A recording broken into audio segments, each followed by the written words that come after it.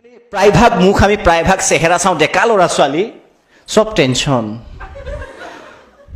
আহিলা কলেজলৈ? অঁ আহিলোঁ। ঘৰত ভাল? আছোঁ আৰু। হয় নহয়? কিয় কৰে মই বুজি নাপাওঁ, কিয় কৰে মই বুজি নাপাওঁ।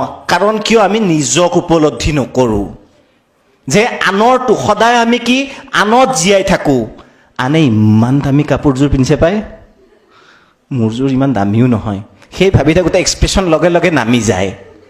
বা তাই নেইল পলিচটো L18ৰ পৰা, মইতো ফেৰিয়ালৰ পৰাহে কিনিছোঁ।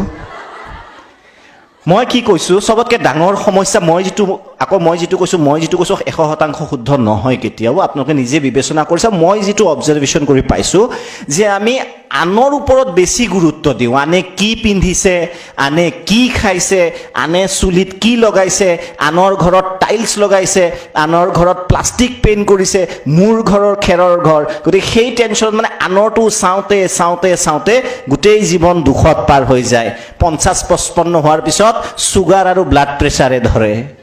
জীৱনটো ক'ত থাকিল? হয় নহয়?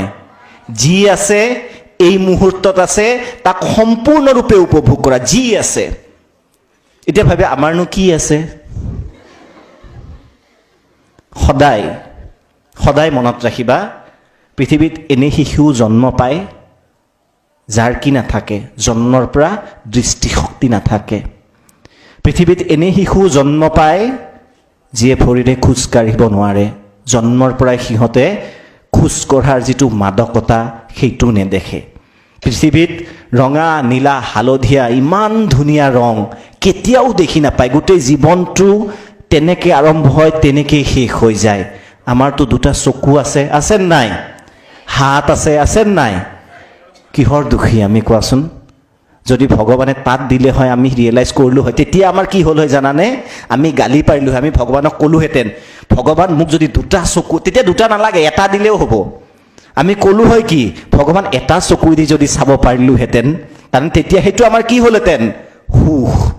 তেতিয়া আমি এইটো নাভাবিলোহেঁতেন যে আনৰ ঘৰ কেইতলা বিল্ডিং, আনৰ ঘৰত কেইতলা বনাইছে, আনৰ ঘৰত প্লাষ্টিক পেইণ্ট দিছে নাই, আনৰ ঘৰত টাইলছ আছে নাই, আমুকে AC থকা গাড়ী কিনিছে, নাভাবিলোহেঁতেন। কেৱল চোৱাৰ দুৰ্বাৰ হেঁপাহ।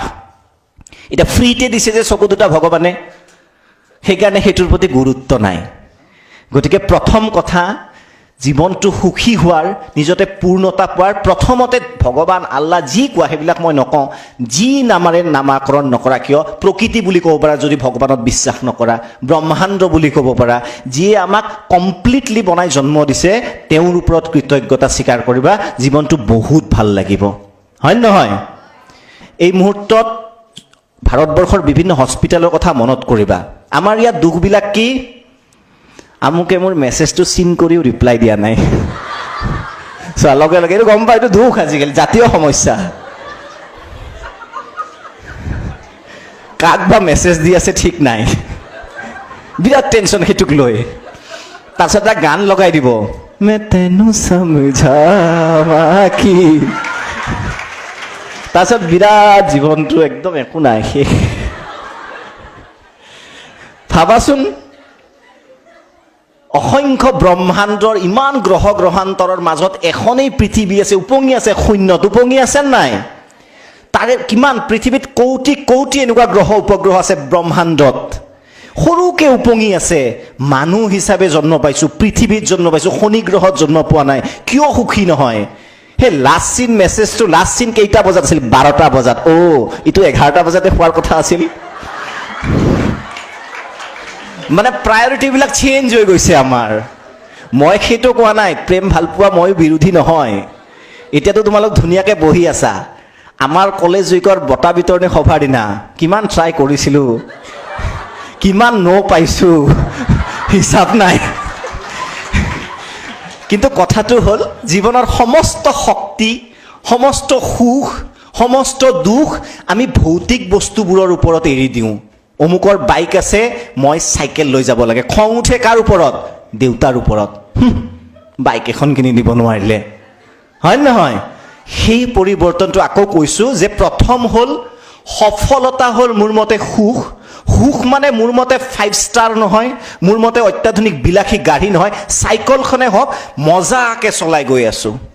ভৰি দুখন মোৰ সুস্থ সবল, পেডেল মাৰিব পাৰিছোঁ। ধন্যবাদ ব্ৰহ্মাণ্ড মোক দুখন ভৰি দিয়াৰ বাবে। চাবাচোন কিমান ভাল লাগে তেতিয়া।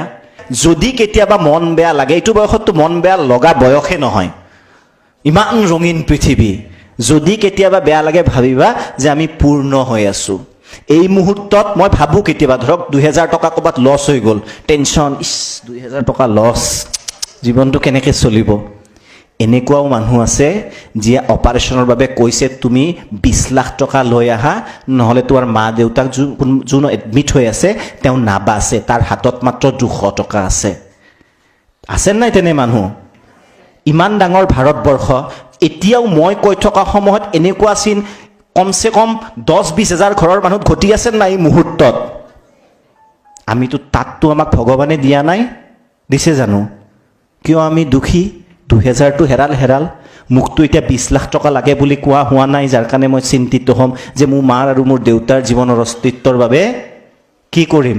তিল তিলকৈ মৃত্যুৰ মুখলৈ যোৱাটো মই চাই থাকিম, কাৰণ মোৰ 20 লাখ টকা নাই। সেইটো চিন্তা হ'ব পাৰে, মই মানো। কিন্তু 2000 টকা এটা হেৰাই গ'ল, 500 টকা এটা হেৰাই গ'ল, অমুকে 200 টকা দামী চেণ্ডেল কিনিছে, বা